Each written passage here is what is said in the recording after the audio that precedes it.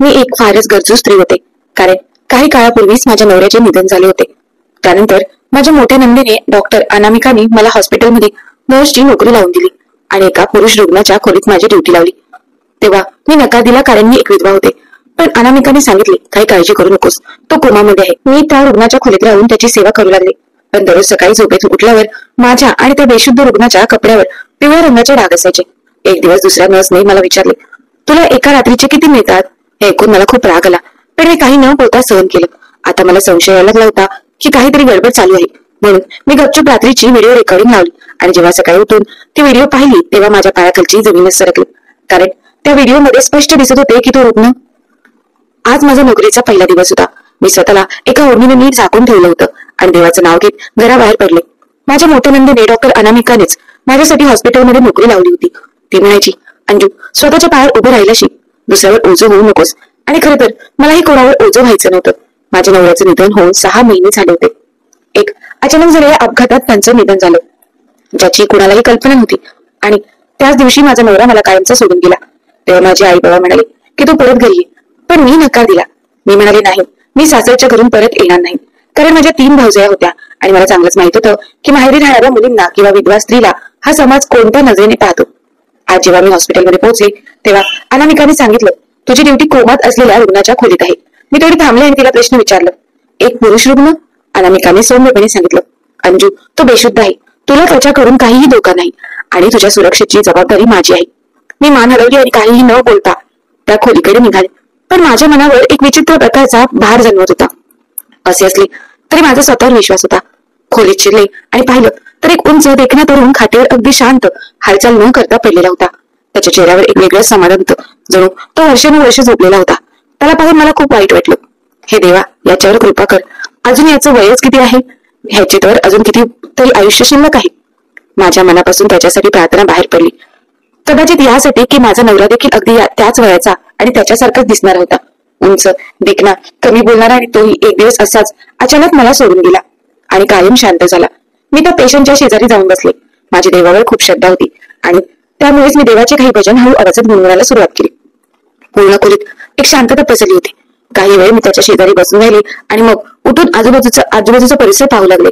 तिथे काहीच काम नव्हतं, म्हणून मी मनात विचार केला, बसून तरी काय करणार. तशीही मला झोप येत होती, म्हणून मी माझे डोळे बंद केले. सकाळी जेव्हा मी उठले तेव्हा शरीरामध्ये खूप थकवा जाणवत होता, पण मन मात्र शांत होतं. पण जसजसे मी माझे कपडे नीट करत होते, मला त्यावर काही पिवळसर डाग दिसले. हे पाहून मी घाबरले गेले. हे कसले डाग आणि माझ्या कपड्यांवर कुठून आले?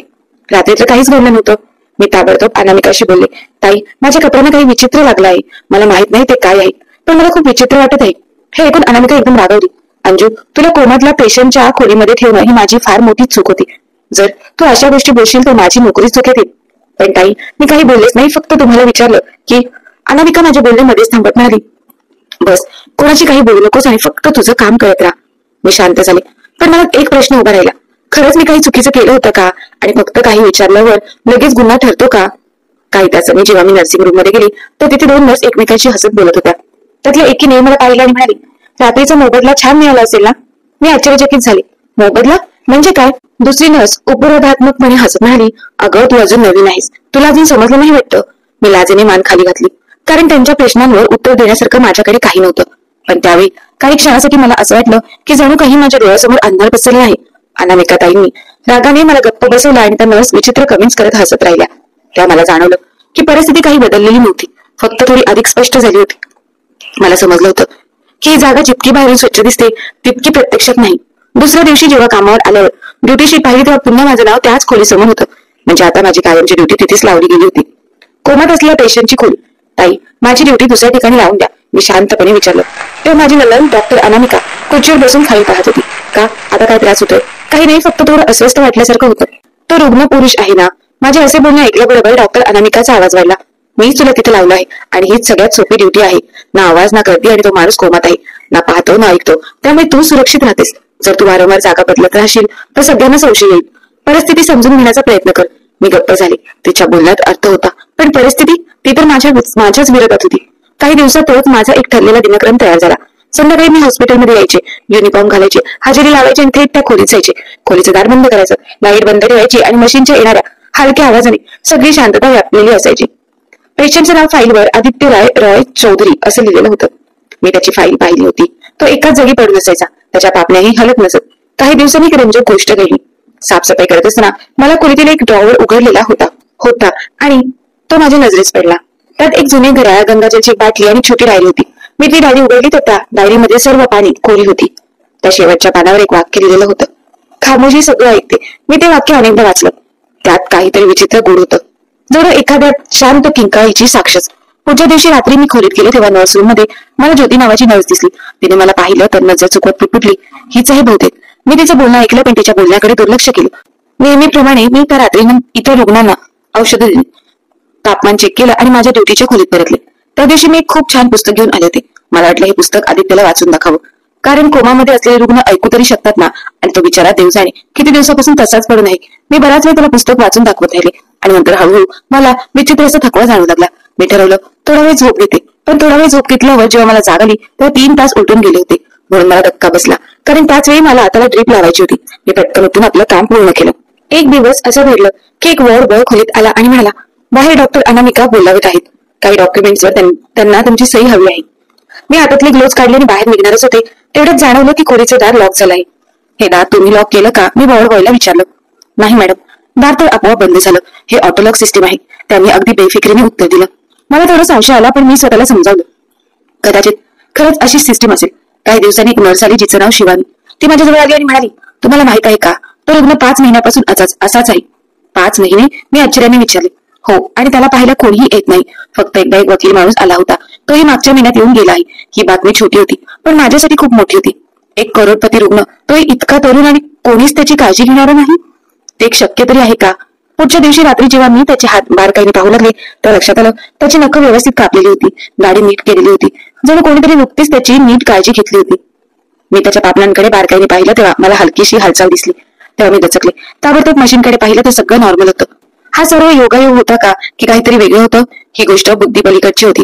एक दिवस मी हॉस्पिटलच्या स्टोअरमध्ये औषध आणायला गेले तेव्हा स्टोअर इन्चार्ज म्हणाला, आदित्य सरांच्या रूमसाठी काही स्पेशल औषध येतात, ते तूच घेऊन जा. मी विचारलं, स्पेशल? पण का? ते तर कोमात आहे ना. अशी वरून ऑर्डर आहे, त्यामुळे आम्ही काही करू शकत नाही. तेवढ्यातच मला वाटलं की कोणीतरी मला पाठीमागून बघताय. मी मागे वळून पाहिलं तर गीता उभी होती. तिला मला काहीतरी सांगायचं आहे असं म्हणत होती, पण काही न बोलता थांबून राहिली होती. म्हणून मी तिच्याकडे गेले. तुला काही सांगायचं आहे का? ते क्षणभर संकोचली, मग म्हणाले, तुम्ही खूप चांगले आहात, पण इथे सगळेच लोक चांगले नाहीत, त्यामुळे सावध राहा. मी तिच्याकडे क्षण पाहिले आणि नंतर शांतपणे माझ्या खोलीकडे वळले. पण मला ते विचित्र ओझं घेऊन सगळं जरी बेजान असलं तरीही असं वाटायचं की भिंती, दरवाजे, ऑक्सिजन मशीन आणि तो शांत पडून असलेला रुग्ण सगळे काही ना काही सांगून पाहत होते. त्यामुळे आता मी फक्त एक नर्स नव्हते तर एक मूक साक्षीदार होते. आता माझी ड्युटी रोजची सवय झाली होती. संध्याकाळी येणं, पेशंटच्या खोलीत जाणं, गपचूप औषधं ड्रीप मध्ये टाकणं, स्वच्छता करणं, कधी त्यांचे केस विचारणं, तर कधी हातापायांना सौम्य मालिश करणं, का तर त्याला आराम मिळावा म्हणून. मला कधी कधी त्याची फार किव यायची. बिचारा इतका वेळ असं पडून राहत असेल, कसं सहन करत असेल. हे सगळं मी सर्वांच्या नजरेपासून लपून करत असे, कारण मला वाटायचं मी एक विधवा आहे आणि जर कोणालाही दिसलं तर लोक माझ्या चरित्राबद्दल शंका घेऊ शकतात. म्हणून मी दररोज त्याला एखादी छान कादंबरी वाचून दाखवत असे आणि मग खोलीच्या कोपऱ्यात साधे येऊन झोपून जात असे. या संपूर्ण कामात कोणाशी संवाद नसणे, ना कुठला अडथळा. पण काही दिवसापासून एक विचित्र सवय झाली होती. जणू त्या खोली झोपल्यावर माझी झोप एका वेगळ्या शांती अनुभवू लागली होती. पण रोज सकाळी डोळे उघडल्यावर माझ्या कपड्यांवर पिवळसर डाग असायचे. पहिल्या दिवशी वाटलं कदाचित औषधांचं किंवा दुसऱ्या कोणत्या तरी गोष्टीचे डाग असतील, पण दुसऱ्या दिवशीही तसंच झालं आणि तिसऱ्या दिवशीही. एक दिवस मी नर्सिंग रूम मध्ये ड्रेस बदलत असताना नर्स आती म्हणाली, अंजुताई, तुमचा ड्रेस तर खूपच वापरलेला वाटतोय. रात्रीची ड्युटी चांगली गेली वाटते का? मी पटकन तिच्याकडे पाहिले. तुझ्या बोलण्याचा काय अर्थ आहे? ती हसायला लागली. अगं ताई, मी तर फक्त मस्करी करत होते, तू तर लगेचच गंभीर झालीस. तेवढ्यात दुसरी नर्स नैना म्हणाली, आरती, जाऊ दे, अंजुताई खूपच चांगल्या आहेत, त्यांना अशा गोष्टी समजत नाही. मी तिथून गप्प निघून गेले, पण मनात काहीतरी खुपसल्यासारखं वाटत होतं. हे डाग, हे बोल, हे इशारे, यात काहीतरी नक्कीच विचित्र होतं. पुढे एक वेगळाच प्रकार घडला. ड्युटी दरम्यान एक वॉर्ड बॉय औषध घेऊन आला. मी त्याला गुड इव्हनिंग म्हटलं, पण तो काहीही न बोलता आत आला, औषधं ठेवली आणि निघताना दरवाजापाशी थांबून विचित्रपणे हसून म्हणाला, तुम्ही खूपच धाडसी आहात मॅडम. मी गोंधळले. काय म्हटला तुम्ही? काही नाही असंच म्हणालो आणि तो निघून गेला. हे पहिल्यांदाच झालं होतं की कोणीतरी मला धाडसी म्हटलं होतं, पण त्या वाक्याच्या पाठीमागे काय लपलेलं होतं हे मला अजूनही समजलं नव्हतं आणि कदाचित खूप खोल काही होतं. पुढच्या दिवशी रात्री जेव्हा मी खोलीत प्रवेश केला तेव्हा दरवाजाचा लॉक नीट तपासला. मला काहीतरी विचित्र जाणवलं. क्लिक होणारा आवाज नेहमीसारखा वाटत नव्हता. जणू दरवाजा बंद तर झाला पण आतून कडी आपोआप लागली होती. मनात आलं कदाचित सिस्टीम मध्येच काही बिघाड असेल. मी मोबाईल काढून व्हिडिओ बनवण्याचा प्रयत्न केला, पण खोलीच्या आत नेटवर्कच नव्हतं. एका बाजूला भिंतीवर एक जुना व्हेंटिलेटर होता, जो हलका आवाजात स्वतःहून चालत असे, जसं कोणीतरी मंदपणे श्वास घेत आहे. पण यावेळी मी नीट ऐकलं तर तो आवाज तेव्हाच सुरू होतो आणि तेव्हाच बंद होतो जेव्हा मी पुस्तक वाचायला लागते. तर रात्री मी खोलीत काही बदल केले. पलंगाच्या खाली जमिनीवर मी मिठाची एक रेष आखली. वाटलं कदाचित कोणते कीटक येत असतील, पण सकाळी उठून पाहिलं तर ती रेष तशीच नव्हती. काही भाग मिटलेला होता, काही जागी रेषा हललेली होती आणि माझ्या कपड्यांवर पुन्हा तेच पिवळसर डाग होते. आता मी घाबरत नव्हते, पण सावध नक्कीच होते. या सगळ्यामध्ये मागे काहीतरी रहस्य आहे याची खात्री मला वाटू लागली होती. काही दिवसांनी माझ्या नंदेने मला कॅन्टीन मध्ये बोलावलं. ती म्हणाली, अंजू, तुझ्याबद्दल तक्रारी येत आहेत, जरा स्वतःच्या वागणुकीकडे लक्ष दे. मी विचारलं, मी काय केलं? मी फक्त माझ्या कपड्यांवर येणाऱ्या डागांविषयी. बस कर अंजू, जर तुला ही नोकरी हवी असेल तर शांत राहायला शिक. खूप प्रश्न विचारशील तुझ्यासाठी तर इथले दरवाजे कायमचे बंद होतील. मी गप्प राहिले, मान डोलावली, पण मनात एक ठाम निर्णय घेतला. पुढच्या ड्युटीला मी माझ्या नवऱ्याचा जुना कॅमेरा घेऊन जाणार. तोच कॅमेरा जो त्यांनी मला शेवटच्या वाढदिवशी गिफ्ट दिला होता. तो आता एक वस्तू नव्हती, तर त्या हरवलेल्या आयुष्याची आठवण होती. आणि कदाचित माझ्या प्रश्नांचं उत्तरही मी त्याची बॅटरी चार्ज केली आणि एका गुप्त जागी मायक्रो SD कार्ड लावला. आता प्रश्न होता तो कुठे ठेवावा की सर्व काही रेकॉर्ड होईल आणि कोणालाही संशय येणार नाही.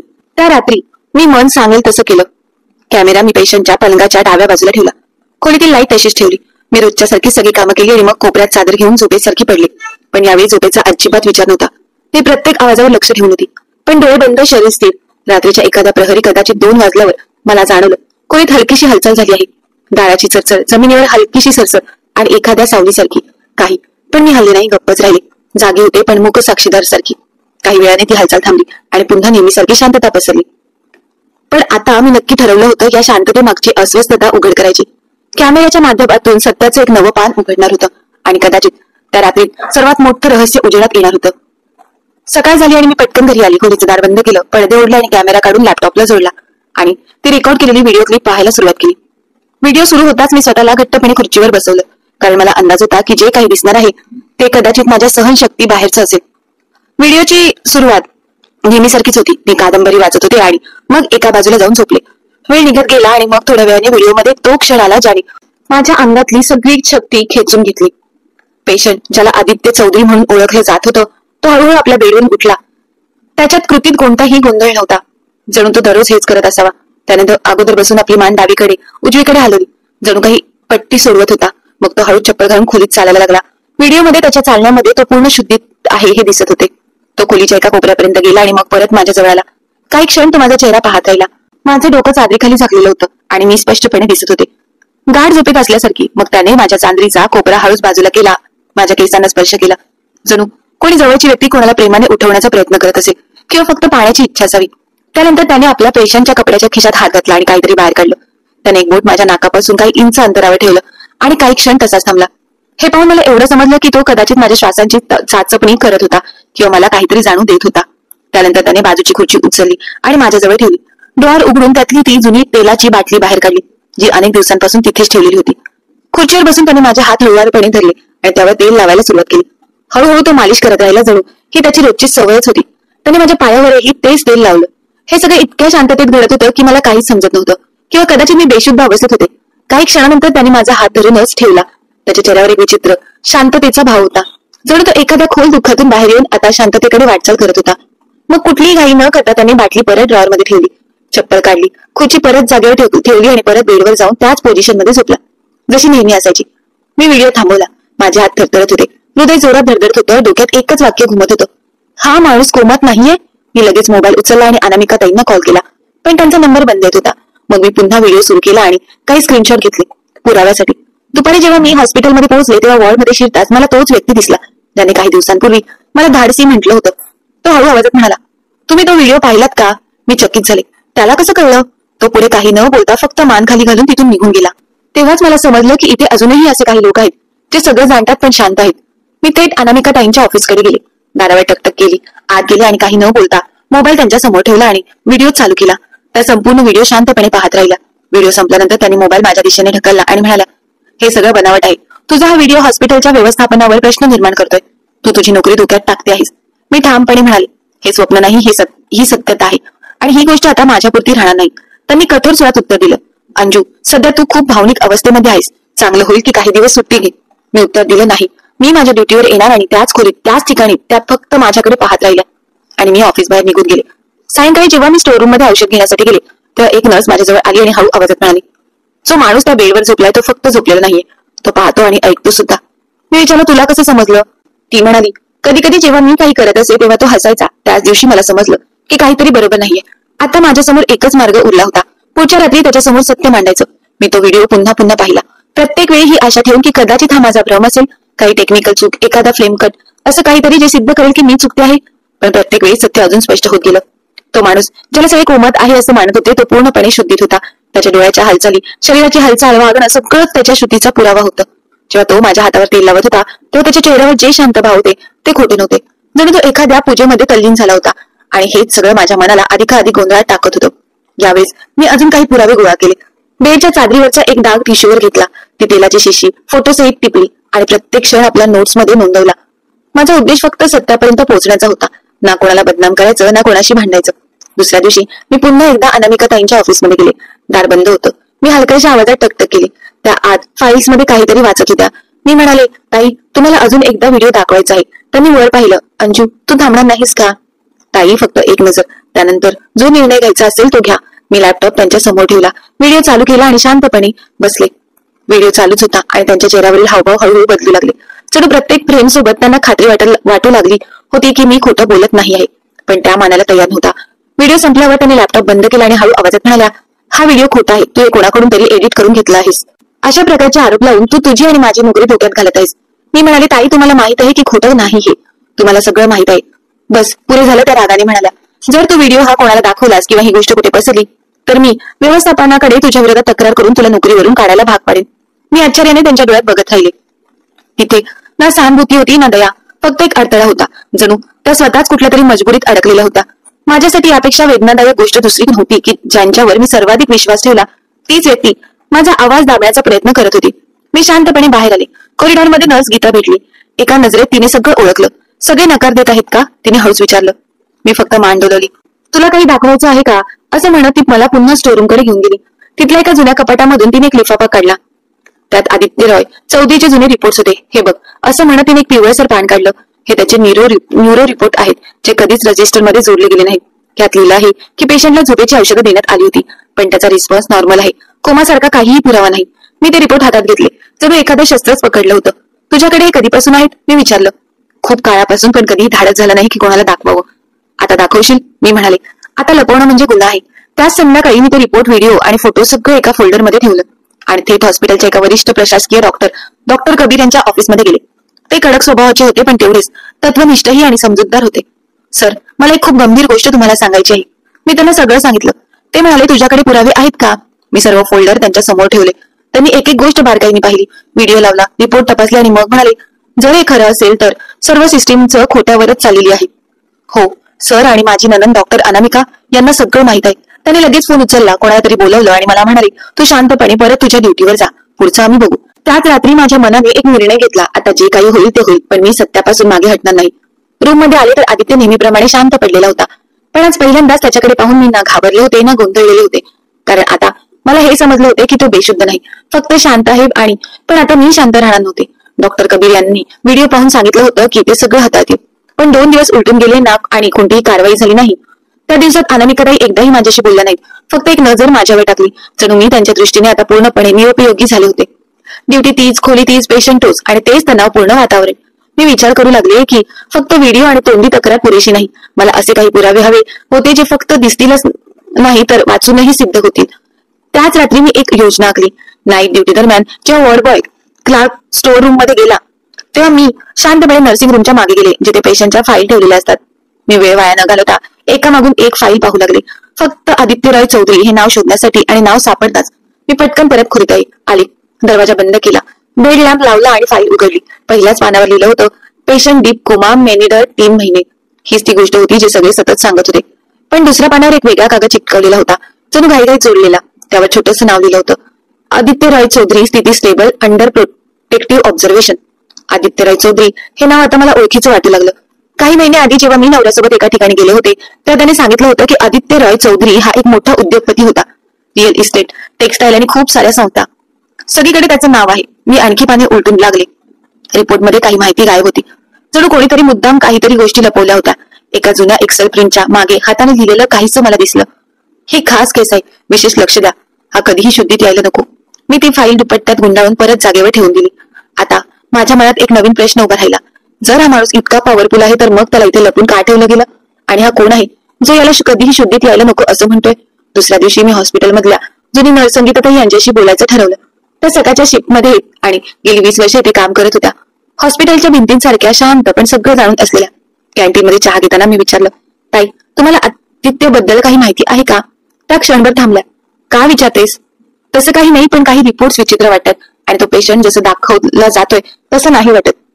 त्यांनी इकडे तिकडे पाहिलं आणि मग हळू आवाजात म्हणाल्या, तुला कोणी धमकी दिली आहे का आतापर्यंत? नाही, पण खरं जाणून घेण्याची शिक्षा फार काळ दूर राहते का? संगीताताई थोडा वेळ शांत होत्या, मग हळूच म्हणाल्या, हा माणूस काही महिन्यांपूर्वी विष प्रयोगाच्या केसमध्ये इथे आला होता. त्याची अवस्था खूपच गंभीर होती, पण तो वाचला. पोलिसात रिपोर्ट दाखल झाला होता, पण दुसऱ्याच दिवशी ती कारवाई बंद झाली. का? मी विचारलं. असं सांगण्यात आलं की कुटुंबाला शंका आहे की त्याने आत्महत्या करण्याचा प्रयत्न केला होता, पण ती आत्महत्या नव्हती.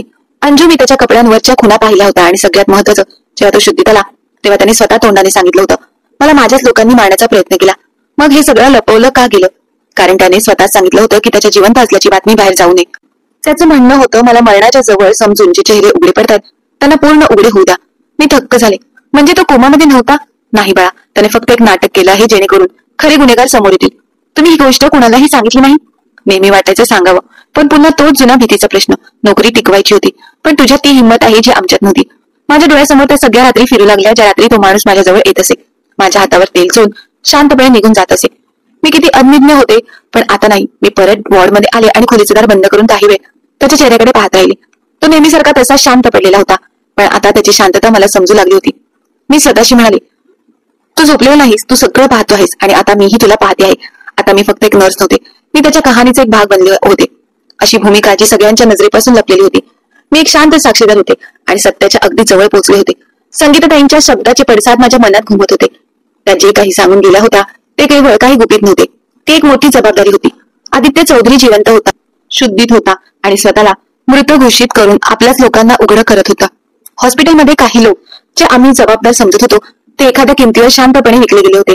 आणि माझी नणंद डॉक्टर अनामिका, ती कुठे उभी होती? तिला हे सगळं माहित होतं का की मी फक्त एक प्यादे होते? माझ्या मनाने तिच्याकडे पुन्हा एकदा वळावं, विचारावं असं वाटलं, पण आता मला कळून चुकलं होतं. माझे प्रश्न तिच्याकडे नसून त्या माणसाकडे आहेत ज्याने स्वतःला मृत समजण्याचं नाटक केलं होतं, ज्याने मला रात्री मध्ये स्वतः जवळ बसवलं आणि शांतपणे सगळं पाहत राहिला. त्या दिवशी मी माझी नाईट ड्युटी पूर्ण केली, कोणाशीही काही बोलले नाही, कोणाचं तोंड पाहिलं नाही. मनात फक्त एक विचार आला, आज बोलायचं आहे, आज पडदा उचलायचा आहे. मी हॉस्पिटलच्या मंदिरात गेले, मस्तक टेकवलं, प्रार्थना केली आणि मग चेंजिंग रूम मध्ये जाऊन युनिफॉर्म घातला. आज मी माझ्या नवऱ्याने दिलेला तो घड्याळ घातला जो मी फक्त खास प्रसंगीच घालायचे. आज माझ्या मनात कमजोरी नव्हे, निश्चय होता. मी खोलीत शिरले आणि दरवाजा बंद केला. खोली अंधारात बुडाली होती. फक्त मॉनिटरची निळसर रोषणाई भिंतीवर सौम्य प्रकाश टाकत होती. मी हळूहळू बेडकडे गेले. मन धडधडत होतं, पण पावलं ठाम होती. मला सगळं माहित आहे. मी सौम्य सरळ म्हणाले, आता हे नाटक थांबवा. तो क्षण काही क्षणांचा पाहुणा होता. अचानक एका क्षणात त्याने डोळे उघडले. मी दगडासारखी स्तब्ध उभी होते आणि तो आदित्यराय चौधरी पूर्ण शुद्धीत मला पाहत होता. शेवटी तू सत्य जाणलंस अंजू, तो हळूच म्हणाला. किती दिवस चाललं होतं हे सगळं नाटक? मी विचारलं. त्याच्या आवाजात जराही कंपन होता. बरेच दिवस झाले, खरं तर काही महिन्यांपासून, पण तू आल्यावर हा सगळा खेळ एका वेगळ्याच दिशेला वळला. पण तू मला का निवडलंस? मी तुला नाही निवडलं, परिस्थितीने तसं केलं. तुझी काळजी, तुझं मुख राहणं, तुझं चांगुलपणा, तुझा स्वभाव हे सगळं नकळत माझ्यासाठी विश्वासाचं कारण बनलं. आणि अनामिका? मी विचारलं. ती सगळं जाणते का? नाही, अनामिकाला फक्त इतकंच माहित आहे की मी जिवंत आहे. बाकी सगळी गोष्ट तिच्यापासूनही लपलेली आहे, पण ती स्वतःला सुरक्षित ठेवायला जाणते. तुझं मुख राहणं माझ्यासाठी फार कठीण होतं. तुला माहित होतं मी काय म्हणते, तरीही तू शांत राहिलास.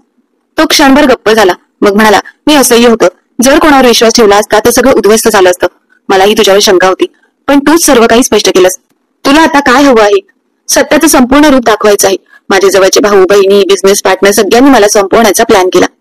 मला विष दिलं, गाडीचे ब्रेक फेल केले आणि मग मला हॉस्पिटलमध्ये दाखल करून माझ्या मृत्यूची बातमी पसरवली.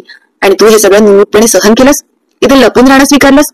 नाही अंजू, मी वेळ विकत घेतला आहे. इथून बाहेर प्रत्येक गोष्ट धोकादायक आहे, पण आतून मी प्रत्येक गोष्ट नोंदवत आहे. माझे वकील, माझे गुप्त सुरक्षा रक्षक आणि काही विश्वासू लोक पूर्ण रिपोर्ट तयार करत आहेत. आता मी फक्त एका खास क्षणाची वाट पाहतोय. आणि तोपर्यंत मी काय करू? आता तुला काहीच करायचं नाही. तू फक्त माझ्या सत्याची साक्षीदार झाली आहेस.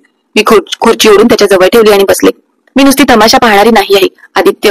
मी हॉस्पिटलच्या भिंतींच्या पलीकडे खूप काही सहन केलं आहे आणि जे काही घडलं त्यात माझाही वाटा असणार आहे. तो हसला. तुझा वाटा तर सगळ्यात मजबूत आहे. कदाचित या कहाणीची सुरुवात तूच आहेस. आम्ही दोघे शांत झालो. खोलीत केवळ मशिनींचा मंद आवाज ऐकू येत होता. त्या रात्री मी झोपले नाही, तोही नाही. पहिल्यांदा दोन जागते जीव त्या खोलीत एकत्र होते. नाही कुठला पडदा, नाही कुठलं खोटं. सकाळ झाली तेव्हा बाहेर उजेड होता, पण माझ्या आत पहिल्यांदा शांतता होती, कारण आता माझ्यासमोर कुठलाही पडदा नव्हता. जेव्हा आदित्य शांतपणे म्हणाला की मला माहित होतं की तू सगळं समजून घेशील, तेव्हा माझे पाय आपोआप मागे सरकले. त्याच्या आवाजात दिलासा होता, पण माझ्या मनात मात्र प्रचंड राग उफाळून आला. मी दीर्घ श्वास घेतला आणि कुठलाही संकोच न करता म्हणाले, तू माझ्या विश्वासाचा गैरफायदा घेतलास. तू मला दररोज या खोलीत ठेवलंस, तुझे सत्य लपवलंस आणि मला मात्र एका तमाशासारखं बनवलंस. तो काही क्षण गप्प राहिला, मग हळू आवाजात म्हणाला, नाही अंजू, मी तुझी परीक्षा घेत होतो. एखाद्या माणसाच्या स्वभावाची परीक्षा घेण्यासाठी वेळ लागतो आणि मी प्रत्येक टप्प्यावर पाहत होतो की माझ्या गैरहजेरीत कोणी निष्ठा दाखवत आहे. तू हे सगळं केलंस ज्याला बहुतेक लोक काही किंमतच देत नाही. मी तोंड दुसरीकडे वळवलं, जणू आपली नाराजी लपवायची होती, पण सत्य हेच होतं की त्याच्या बोलण्यात वजन होतं. माझ्या आत्मसन्मानाची मी तडजोड करू शकत नव्हते, पण हे मान्य करावं लागलं की जो इतक्या मोठ्या कटासमोर एकटा उभा आहे तो कोणावरही लगेच विश्वास ठेवू शकत नाही. तुला कधी समजलं की मी संशय घेऊ लागले आहे, असे मी विचारले. तेव्हा तो म्हणाला, त्या दिवशी जेव्हा तू माझा हात झटकलास त्या रात्री मी तुझ्या डोळ्यात विश्वासाऐवजी प्रश्न पाहिले होते. मी खुर्चीवर बसले. आदित्य त्या स्थितीत पडून होता, पण त्याच्या डोळ्यात ती खोली होती जी खोटं लपवणाऱ्यांमध्ये नसते. तुला या सगळ्यातून नेमकं काय हवं आहे, मी स्पष्ट शब्दात विचारलं. न्याय आणि त्या व्यक्तीची हमी जिला सगळ्यांनी सोडलं तेव्हा ती माझ्यासाठी उभी राहिली. त्याची ती ओळ माझ्या हृदयात बाणासारखी घुसली. एक क्षणाला तेव्हा मी विचार करू लागले, खरंच माझं असणं इतकं महत्वाचं झालं होतं का? मी काही मागितलं नव्हतं, ना काही मान्य केलं होतं, पण पुन्हा तोच विचार डोक्यात आला. कदाचित देवाने मला इथे एका उद्देशासाठी पाठवलं होतं. आता तू पुढे काय करणार आहेस? मी विषय पुढे नेला. माझी कायदेशीर टीम माझ्या सहीची वाट पाहते आहे.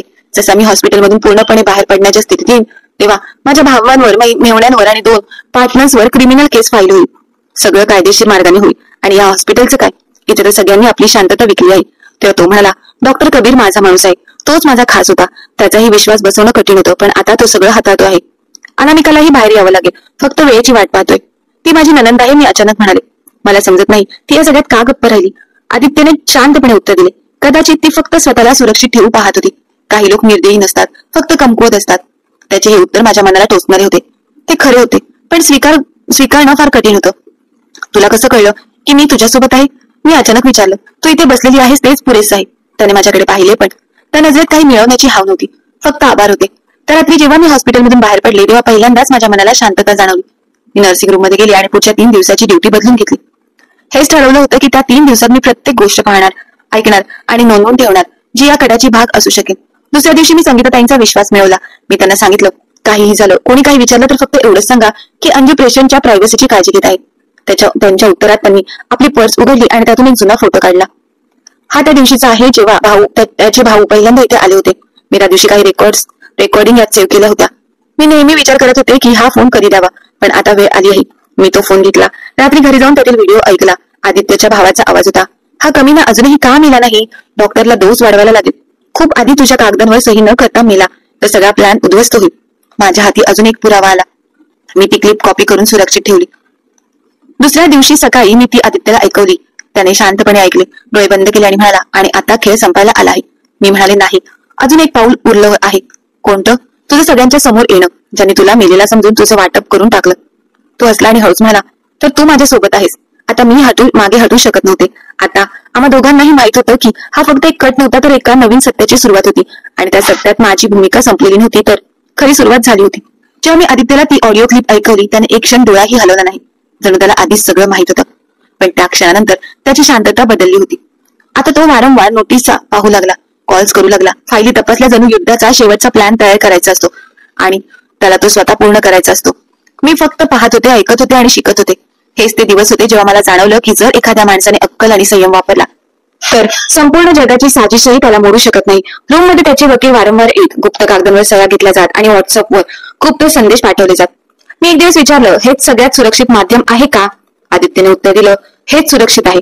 ते लोक माझ्यापेक्षा जास्त शहाणे आहेत, पण निष्काळजी मात्र नक्कीच आहेत. त्याच्या चालकपणानेच त्यांना उघड पाडले. त्याच संध्याकाळी जेव्हा मी ड्युटी संपून बाहेर निघणारच होते तेव्हा एक गाडी शांतपणे हॉस्पिटलच्या मागच्या दरवाजाजवळ येऊन थांबली. गाडीतून 2 माणसे उतरली. एकाच्या हातात लॅपटॉपची बॅग होती. तो त्यात आत गेला आणि सरळ आदित्यच्या खोलीत शिरला. माझ्या मनात आलं की ही अंतिम कारवाईची सुरुवात होती. पुढच्या दिवशी हॉस्पिटल बाहेर मीडियाचे लोक उभे होते, पण ना काही गोंधळ ना आवाज. शांतपणे पोलिसांच्या 2 गाड्या आल्या आणि हॉस्पिटलच्या मागच्या मार्गाने 3 लोकांना ताब्यात घेऊन गेल्या. त्यांचे 2 चेहरे होते जे मी आदित्यच्या फाईल्सवर सही करताना पाहिले होते. नंतर समजलं की 1 महिन्यांची रेकॉर्डिंग, साक्षीदारांचे जबाब आणि आर्थिक व्यवहारांची सगळी कागदपत्र तयार करण्यात आली होती. आदित्यने सगळं स्वतःच्या हाताने ठेवलं होतं आणि शेवटच्या क्षणापर्यंत कोणालाही हे समजून नाही की तो कधी, कुठे आणि कसा वार करणार आहे. संध्याकाळी मी नेहमीसारखी पेशंटच्या फाईल्स अपडेट करत होते. तेव्हा डॉक्टर कबीर यांनी मला बोलावलं. तुझ्यासाठी एक खास संदेश आहे असं सांगून त्यांनी मला पांढरा लिफाफा दिला. मी ते उघडलं तर त्यात एक साधा कागद होता. त्याच्यावर फक्त 2 ओळी लिहिल्या होत्या. उद्या सकाळी मी हॉस्पिटल सोडत आहे. तू माझं आयुष्य वाचवलंस आदित्य. माझ्यासाठी ह्या 2 ओळी सामान्य नव्हत्या. मी एक प्रवास पाहिला होता आणि असं वाटत होतं की त्याचा पहिला टप्पा आता संपला आहे. आता दुसऱ्या दिवशी सकाळी आदित्य एका खास मार्गाने पूर्ण सुरक्षित हॉस्पिटलमधून बाहेर पडला. त्याच्या जाण्यानंतर खुली भकास वाटू लागली. जणू भिंतीवरचे कॅलेंडर थांबले होते. जणू ऑक्सिजन मशीनचा आवाज फक्त एक बेसूर गोंगाट उडला होता. माझी ड्युटी तर चालूच होती, पण मन कुठेतरी तिथेच अडकलेलं होतं. अनामिकाताई 2दा कॉरिडॉरमध्ये भेटल्या, पण त्या नजर खाली घालून म्हणाल्या, मला कल्पना नव्हती की हे प्रकरण इतकं गंभीर आहे. कदाचित मी वेळेवर काही बोलली असती तर बरं झालं असतं. मी काही तक्रार केली नाही, फक्त एवढंच म्हणाले, वेळ जर खरं सांगायला लागली तर आपण सगळे गप्प बसलो असतो. काही दिवसांनी जेव्हा सगळं काही पूर्ववत झालं तेव्हा एक दिवस दुपारी मी माझ्या खोलीत कपडे लावत बसले होते. तेव्हा दरवाजावर टकटक झाली. गीता उभी होती. हातात एक छोटासा पांढरासा लिफाफा होता. हे तुमच्यासाठी आहे, बाहेरून आलं असं सांगून ती निघून गेली. मी लिफाफा उघडला तर त्यात एक साधंसं कार्ड होतं. वर सोनेरी शाईन लिहिलं होतं, लग्नाचं आमंत्रण, आणि खाली लिहिलं होतं, अंजू वेळेस आदित्य. माझे हात थरथरू लागले. मी पुन्हा कार्ड बंद करून ठेवलं. जणू काहीतरी चुकून वाचल्यासारखं वाटलं, पण ते कार्ड खरंच होतं आणि माझं नावही. मी फोन घेतला आणि संगीताताईंना कॉल केला. ताई, मला काही मिळालंय. कदाचित ऐकून तुम्हाला आश्चर्य वाटेल. त्यांनी शांतपणे माझं बोलणं ऐकलं आणि फक्त एवढंच म्हणाल्या, बाळा, ज्याचं भलं देव करतो त्याच्यासाठी असे निर्णय तो स्वतः घेतो. त्यानंतर मी कोणालाही काहीही सांगितलं नाही. 2 दिवस विचार करत राहिले. हे नाते एक उपकाराची परतफेड आहे की खरंच एका नात्याची पायाभरणी? तो माणूस ज्याला मी आजवर सगळ्यात असुरक्षित मानत आले होते, आज माझ्या दारासमोर एक ठाम वचन घेऊन उभा होता. शेवटी मी देवासमोर मस्तक झुकवलं आणि निर्णय माझ्या हृदयावर सोपवला. आता एक पाऊल उचलायचं होतं, पण हे पाऊल आयुष्याच्या दिशेने होतं. मी ते आमंत्रण अनेक दिवस माझ्या उशीखाली ठेवलेलं होतं. मी ते पुन्हा उघडायचे, वाचायचे आणि परत ठेवायचे. आदित्यचा निर्णय माझ्यासाठी धक्कादायक नव्हता, पण मी हा विचार करत होते की मी खरंच त्याच्या नवीन सुरुवातीचा भाग होऊ शकते का, हे माझ्यासाठी सोपं नव्हतं. मी अनेक रात्री देवाशी बोलत घालवल्या, जर हे नातं माझ्यासाठी भल्यासाठी असेल तर माझ्या मनाला शांती दे, आणि जर नसेल तर मला नाही म्हणण्याची हिंमत दे. मी एकटी होते, पण कमकुवत नव्हते. आता जो निर्णय घ्यायचा होता तो केवळ भावना नव्हे तर अक्कल आणि इमानाच्या आधारावर घ्यायचा होता. तिसऱ्या दिवशी मी संगीताताईंना बोलावलं, त्यांच्यासाठी चहा ठेवला आणि विचारलं, तुम्हाला कसे वाटेल जर मी हो म्हणाले तर? त्या काही क्षण गप्प राहिल्या. मग म्हणाला, अंजू, तू त्या माणसाला त्यावेळी सन्मान दिलास जेव्हा सगळ्या जगाने त्याला मृत्यू मानलं होतं. आज जर तो तुला आयुष्याचा सन्मान देऊ पाहतोय तर तो तुझा हक्क आहे. मी त्यांचं ऐकून मुकपणे मान झुकवली. पुढच्या दिवशी मी फोन घेतला, आदित्यच्या वकिलाचा नंबर डायल केला आणि फक्त एवढंच म्हटलं, माझं उत्तर हो आहे, पण काही अटींसह. वकील म्हणाले, मी त्याला सगळं सांगतो. संध्याकाळपर्यंत आदित्यकडून मेसेज आला, तुझे प्रत्येक म्हणणं मला मनापासून मान्य आहे. लग्न साधं असेल आणि नातं केवळ सन्मानावर आधारित असेल. या उत्तराने माझ्या मनाला एक शांती दिली. मी लाल रंगाची साडी काढली, ती जी माझ्या पहिल्या लग्नात माझ्यावर घातली होती. त्यात अनेक जुन्या आठवणी होत्या, पण आज त्यात एक नवं वळण जोडलं जाणार होतं. लग्नाची तारीख ठरली. एका छोट्याशा हॉलमध्ये, ना बँड, ना वाजंत्री, ना थाटमाट, फक्त 2 मनं, 2 कुटुंब आणि 2 साक्षीदार. त्या दिवशी मी माझ्या पहिल्या लग्नातली साडी आणि माझ्या पहिल्या नवऱ्याने दिलेलं ते छोटेसे लॉकेट घातलं, जे नेहमीच मी हृदयाजवळ ठेवत होते. संगीताताई माझ्यासोबत होत्या आणि गीताही आली होती. ती म्हणाली, तुम्ही खूप सुंदर दिसताय अंजुताई. मी फक्त एवढीच प्रार्थना करेन की हा सर्व आनंद सदैव तुमच्या सोबत राहावा. पंडितजींनी मंत्र उपचार सुरू केले. आम्ही दोघं एकत्र बसलो होतो. तो पूर्ण वेळ मान चुकून संपूर्ण गांभीर्याने शांत बसून होता. त्याला जसं जसं विधी सांगितले गेले त्याला तशा विधी पार पडल्या. जेव्हा त्याला माझ्या वांगेत कुंकू भरायला सांगितलं तेव्हा त्याचे हात थोडेसे थरथरू लागले, पण मी डोळ्यांनी इशारा करून त्याला परवानगी दिली. त्याने माझ्या वांगेत कुंकू भरलं आणि मग मला मंगळसूत्र घातलं. प्रत्येक विधीसोबत माझ्या मनावरचं ओझं हलकं होत गेलं. मग आमचे 7 फेरे झाले. प्रत्येक फेऱ्याचं वचन मी मनापासून बोलले आणि देवाजवळ प्रार्थना केली, ज्या प्रवासाची सुरुवात तू माझ्या संयमातून घडवली त्याचा शेवटही कृपया माझ्या भल्यासाठी कर. ना कुठला फोटोग्राफर होता, ना व्हिडिओ, ना कोणती पोस्ट, फक्त माझ्या हृदयात त्या क्षणाची एक आठवण सुरक्षित होती, ज्यात माझी निष्ठा आणि माझं खरं प्रेम एका नव्या नात्यात गुंतलं गेलं होतं. परत आल्यावर संगीताताईंनी माझा हात धरले आणि म्हणाल्या, तू फक्त कोणाची बायको नाहीस, एक आदर्श आहेस. लग्नानंतर आदित्य मला म्हणाला, मी जगाला दाखवलं की मी मरण पावलं आहे, पण तू मला हे जाणवू दिलंस की मी खरंच जिवंत राहण्यास पात्र आहे. तू ज्या प्रकारे माझी काळजी घेतलीस, माझा विचार केलास, माझ्या एकटेपणाला रोज दूर करण्याचा प्रयत्न केलास, त्यामुळेच तू माझ्या हृदयात खास जागा मिळवलीस. मी हसून म्हणाले, म्हणूनच तर तू दररोज माझे हातपाय चोळायचास. तो थोडासा लाजत म्हणाला, हो, कारण मला दरवेळी जाणवायचं की तू माझ्यासाठी किती मेहनत करतेस आणि थकून जातेस. फक्त त्याचं धाडस समाधान म्हणून इतकंच करत होतो. काही विशेष नाही. आम्ही कोणताही हनीमून प्लॅन केला नाही, ना कोणत्याही परदेशी सहलीला गेलो. दुसऱ्या दिवशी आम्ही दोघं जण एका मंदिरात गेलो. तिथे जाऊन पूजा केली, गरिबांमध्ये कपडे वाटले, सगळं एकत्र केलं. अगदी दोन साध्या माणसांसारखं, जे एका असामान्य संकटातून गेले होते आणि आता शांततेने साध्या पद्धतीने जीवन जगण्याचा प्रयत्न करत होते. माझ्या जीवनातील परीक्षा संपलेल्या नव्हत्या, पण आता त्या मला एकट्याने पार करायच्या नव्हत्या. हे लग्न कोणत्याही उपकाराचं उत्तर नव्हतं, तर दोन वाटा जे वेगवेगळे चालत होते एका वळणावर येऊन एकत्र झाल्या. अशा एका संगमाचं नाव होतं. आता मी एका नव्या आयुष्यात प्रवेश केला होता, ज्यात माझा जीवनसाथी ते सगळं जाणून होता. जे मी लपवायचं ठरवलं होतं, त्याने मला जसं स्वीकारलं ते कोणत्याही उपकारापेक्षा मोठं नव्हतं. लग्नानंतर आयुष्यात एक नवीनच शांतता आली, पण ती शांतता दुःखानंतर येणारी नव्हती. ती देवाच्या कृपेने मिळणाऱ्या करुणेची होती. मी तीच अंजू राहिली, साधी, देवावर विश्वास ठेवणारी. फक्त एवढा फरक झाला की आता माझे प्रत्येक पाऊल कोणाच्या तरी सोबतीने पडत होता. आदित्यने लग्नानंतर कधीही कोणतेही अधिकार माझ्यावर दाखवले नाहीत, काहीही लादलं नाही. त्याच्या डोळ्यात फक्त एकच गोष्ट होती, विश्वास. एके दिवशी सकाळी नाश्ता करताना तो म्हणाला, मला वाटतं तू तुझं आयुष्य तिथून पुन्हा सुरू करावं जिथून तू ते थांबवलं होतंस, पण यावेळी पूर्ण आत्मविश्वासाने. मी आश्चर्याने त्याच्याकडे पाहिलं. म्हणजे काय? मी एक हॉस्पिटल खरेदी केलं आहे. ते लहान आहे, पण गरीब आणि गरजू असलेल्या विधवा महिलांसाठी राखीव ठेवलं आहे. मला वाटतं तू त्यांची इंचार्ज व्हावीस. तुझ्यासारख्या स्त्रिया कोणत्याही जागेचं चित्र बदलू शकतात. मी तो नाश्ता सध्या चहाच्या कपासोबत केला, पण मन एवढं भरून आलं की काही क्षण श्वास घेणंही विसरले. जर माझ्या अस्तित्वामुळे कोणाच्या हृदयात हिंमत निर्माण करू शकते, तर मी नक्कीच त्या ठिकाणी जाईल. काही आठवड्यानंतर मी एक नवं विभाग हातात घेतलं. तिथे येणाऱ्या स्त्रियांमध्ये बहुतांश विधवा, घटस्फोटित किंवा अशा मुली होत्या ज्या कोणत्या तरी आधाराच्या शोधात होत्या. मी त्यांच्यामध्ये मिसळून जायचे, कोणताही भेदभाव न करता. त्यामुळे एक नर्स एकदा म्हणाली, मॅडम तुम्ही अगदी वेगळे आहात, ना कधी आवाज चढवता ना ओरडता, तरीही सगळं आमचं ऐकून घेतात. मी हसून उत्तर दिलं, कारण मी तीच भाषा बोलते जी तुमच्या सगळ्यांच्या हृदयात कोरलेली गेली आहे. मी ते सगळं भोगलं आहे जे तुम्ही सध्या भोगत आहात. एक दिवस त्या हॉस्पिटलमध्ये अनामिका आली. मी माझ्या ऑफिसमध्ये बसून रिपोर्ट पाहत होते, तेव्हाच दारावर टकटक झाली. दार उघडलं. ती हळूच आत आली, चेहरा थोडा ओला, मान खाली झुकलेली. मला तुझ्याशी काही बोलायचं आहे अंजू, ती हळू आवाजात म्हणाली. मी उठून तिच्यासाठी खुर्ची पुढे केली. मला माहित आहे मी खूप काही लपवलं, खूप काही बोलले जे बोलायला नको होतं. मी स्वतः घाबरले होते, स्वार्थात होती, पण तू जे केलंस ते मी कधीच करू शकत नाही. मला माफ कर. मी फक्त एवढेच म्हणाले. तुम्ही ननंदबाई होतात आणि आजही आहात. नातं रक्ताने नाही तर नियतीने मजबूत होतं. मी तुम्हाला माफ केलं. मग आम्ही दोघी काही क्षण शांत बसून राहिलो. काही नाती शब्दांशिवाय सुधारतात. घरी परत आल्यावर मी माझ्यासाठी काही लग्नाचे कपडे बाहेर काढले. आता माझा दिवस हॉस्पिटलमध्येच जायचा आणि संध्याकाळ मुलींमध्ये. होय, देवाने मला लेकीचं सुख दिलं होतं. त्या लहान त्या जीवांना ज्यांना मी माझ्या प्रार्थना आणि संयमाने स्वतःशी जोडून ठेवलं होतं. एक दिवस माझी मोठी मुलगी म्हणाली, आई सर्व बायका तुमच्यासारख्या मजबूत असतात का? मी तिच्या डोक्यावर हात ठेवून म्हणाले, नाही ग, पण जी बाई संयम आणि सत्याला आपलं शस्त्र बनवते तिला कोणीही कधीही झुकवू शकत नाही. आदित्य अनेकदा संध्याकाळी उशिरा यायचा, पण दरवेळी बसून माझ्याकडून संपूर्ण दिवस काय घडलं ते ऐकायचा. कधी कधी 2 शब्द स्वतःहूनही बोलायचा. आमच्या नात्यात कधीही देखावा नव्हता, पण विश्वास फार होता. मग एक दिवस मी हॉस्पिटलमधून काम संपवून निघताना त्या दारासमोरून गेले जिथे माझी पहिली ड्युटी होती. तीच खोली जिथून माझी परीक्षा सुरू झाली होती. आता ती खोली सामान्य रुग्णांसाठी वापरली जात होती. बाहेर नव्या रंगाने त्या खोलीच्या भिंती रंगवल्या होत्या आणि फलकावर लिहिलं होतं, आशीर्वाद कक्ष. मी काही क्षण थांबले, भिंतीला हात लावला, डोळे बंद केले आणि मनापासून प्रार्थना केली. हे देवा, तुझे आभार, कारण की तू माझ्या जखमांमधून माझं भविष्य लिहिलंस आणि प्रत्येक पावलावर मला आधार दिलास. ना डोळ्यात पाणी, ना काही बहाणे, ना दुःखाची एखादी आठवणही उरली नव्हती. कारण ज्या ठिकाणी दुःख सुरू झालं तिथंच आज माझ्या सन्मानाचा पाया उभा राहिला होता. आता मी हॉस्पिटलची इंचार्ज आहे. एक बायको आहे, एक आई आहे, पण त्याहूनही मोठं मी ती स्त्री आहे. ती जाणते की जर नियत शुद्ध असेल तर परिस्थिती कशी असली तरी रस्ता आपोआप तयार होतो. तर मित्र आणि मैत्रिणींनो, तुम्हाला जर का आजची कथा आवडली असेल तर कथेला लाईक करा, शेअर करा आणि अशाच नवनवीन कथा ऐकण्यासाठी तुम्ही अजूनही आपल्या युट्यूब चॅनलला सबस्क्राईब केलं नसेल तर मात्र सबस्क्राईब करायला विसरू नका.